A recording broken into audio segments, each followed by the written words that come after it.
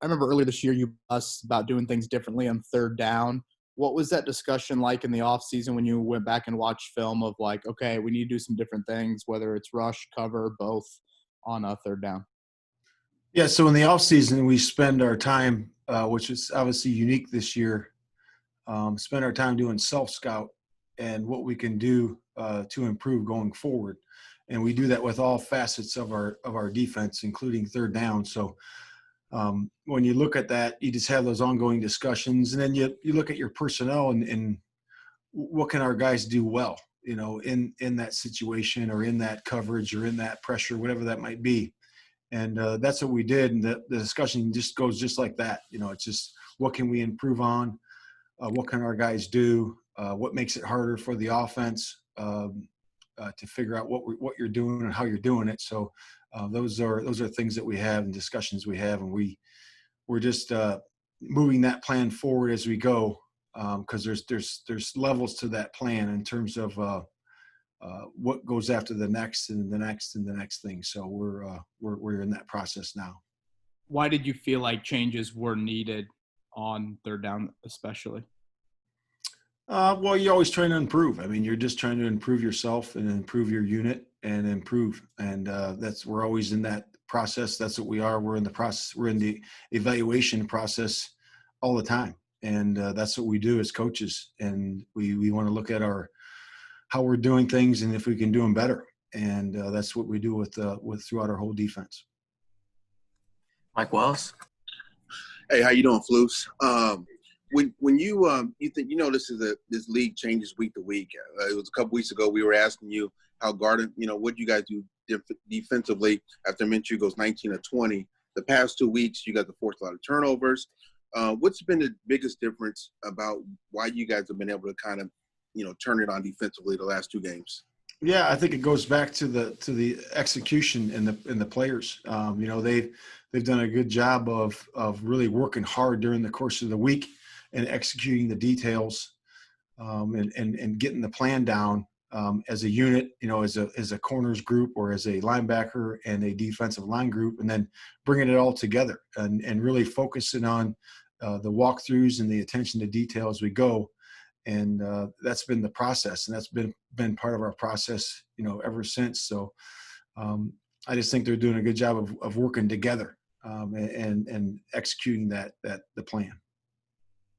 I was as a follow-up, can you kind of elaborate more on just kind of the trickle-down effect of when you are able to get pressure on the quarterback, how it makes life easier for Darius and the linebackers? And obviously we've seen what's going on in the secondary with the number of interceptions you guys have recorded the last 2 games. Yeah, so as it's been stated before, and you guys have heard this 1,000 times, but it's so true that it starts up front. It's with the guys, the quarterback gets sped up with the pressure from the front 4, and when you're able to do that with the front 4 and then able to drop 7 into coverage, you can do a lot of different things with your coverages. So if you're able to do that, then you're able to have with the coverages, you're able to have the quarterback hold the ball a little bit. For an extra tick. And that's really when you have good rushers on the edge or and inside, that's what you're searching for. And then you get a pressure, or as we saw in the first game, we got some scrambles and some different things, but we get them to hold it for a second, and then hopefully we can get home. Joel Erickson. Did you guys make a concerted effort to get a little more rotation on the defensive line? I know there was some more snaps because the game got ahead, but you guys also had Banagoo and Lewis in there earlier. Yeah, this week. Yeah, so we're always searching for guys that are that can play 8 guys on the defensive line, and we really base it mostly off of our loaf system and the hustle system. So if a guy comes in and he plays 25 plays, but a third of his plays are loafs, we will decrease his reps and until he can play at the level we need him to play at in terms of his hustle and his hitting and his execution. And that's across the board. And when a guy shows that he can be on our all hustle team, which is a 90% hustle grade, then he can play as many plays as he's able to execute. And there's guys in there that are doing that. Grover Stewart does a great job. Muhammad does a great job.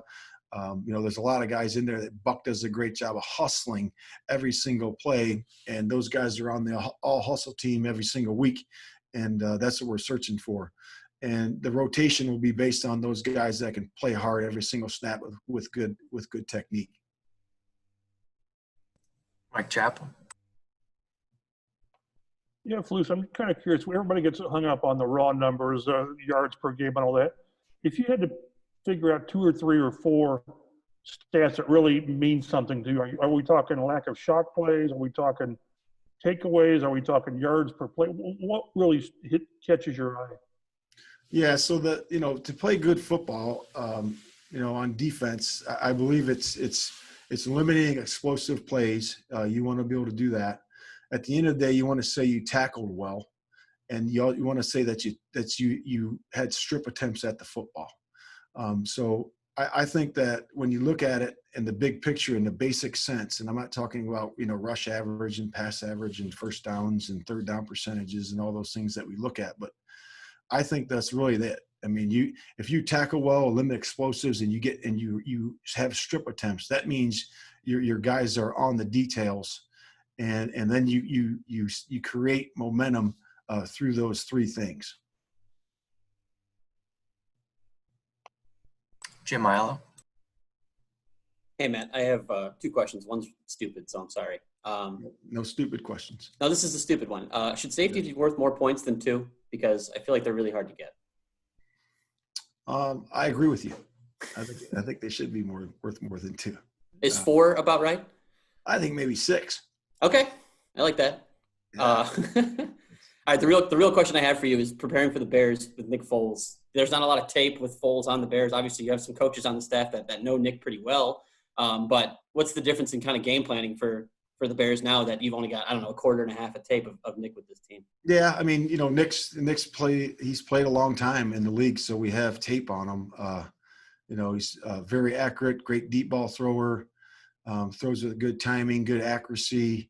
He's got poise in the pocket, and we've seen him over the years, and obviously with the guys we have on the staff think so highly of him and him as a man and him as a player. So, it's going to be a big challenge for us, and he's a heck of a player. Ken Sterling. Coach, I assume in addition to Foles, you're also preparing defensive packages for Trubisky. How much more complicated does that make a week of prep like this? Yeah, I just think there's some subtle details that you talk to your guys about. I don't think it really changes much in terms of how you're going to defend the run of the pass. I think you're going to go with what you're going with, and I think the details of when they're in the pocket, what does this quarterback look like in the pocket? Where are his reads at? What does he look at based on one quarterback or the other? And I think you can see that on tape, and you can see that based on every single week you can see what they're looking at and how they're looking at it, and then defending it in terms of your rush lanes, in terms of your blitz patterns, in terms of what you want to do based on the quarterback's ability in the pocket. So we'll have a plan for both guys, and we'll go from there. Stephen Holder. Hey, Matt, I'm wondering if you could just kind of address the way Xavier has played in terms of his aggressiveness on the football, and then specifically on the interception in the end zone, because we don't know. It looked like there was a momentary confusion, but if there was, that was a hell of a recovery. I don't know if that's what happened, but could you just kind of talk about those 2 things? Yeah, so on that particular play, there was we were in man coverage, and we were looking for a possible exchange there, and then he just fell off of it and went back to his coverage, and the ball was right in his lap there. So that was just a great instinctive play, a great recovery by him, and it was just an exceptional catch. Both those catches that he had were just really, really nice high point catches, and so great instinctive play by him for sure. We'll do 3 more. Phil B. Hey, Coach. We get obsessed with sacks as a bottom line. 2 sacks, not enough for a game, but I realize pressures are as important or should be considered as important? How do you gauge the effectiveness of that pressure and sacks versus pressures in a game? Yeah, that's something we're working on. With the defensive line. We say the 4=1, meaning that it's one rush, but it's four guys have to work together in their rush lanes, and we're working on that this week. We obviously work on that every single week, so we have to do a better job there. Because we had him in the shoe, which I call him in the pocket, a bunch of times, and he made some good plays. And Darnold's a big, strong guy, and he's got away from us quite a few times. So, and that's going to happen a few times, but we thought it happened too many. So we just got to coordinate our rush better and get better 4=1 to get him on the ground. So we're looking to improve that our technique during the week. George Bremer. Coach, from the outside looking in, the last couple of years, it seems like when this defense has been at its best is when they're able to make adjustments kind of on the fly in the game and get better as the game goes on. Do you feel like this group is doing that so far? And if so, what allows players to do that kind of in the flow of a game? I just think it's experience with the players. The game slows down for them. I'll give you an example, like, Kari Willis this year. You can tell a huge difference in him just because of the experience that he had, as a rookie. And I saw that same growth in Darius Leonard when he played all those snaps his rookie year. And you get guys that have played the game, and you mix them with a good mix of young and guys that have played, like D-Buck and Jay Houston and Zave and those guys like that. And you mix the youth with the guys that have played, and the game slows down for the younger guys even faster because they're always talking to the older guys and the way they see it. And I think that's a good combination that we have with this group of youth in experience. And those guys have done a good job of working together just to see the game the right way and to see it slower and to make the adjustments. And those guys are doing that as we go. Last question, Kevin Bowen. Matt, was Julian still on a pitch count on Sunday, and what did you think of his first start in the NFL? It was good. It was good. He was solid in there, and he's gonna, like I said a couple weeks ago, we were excited about him, where he is. He plays the middle part of the field really well, and in the different varying coverages that we have. So I thought he had a solid start. He was good, and again, it's all about practice for him. He had an outstanding week of practice last week, and sometimes you're at the point of attack, and sometimes you're not back there, but. I thought his week of practice last week was just A+, and we're expecting that from him this week again.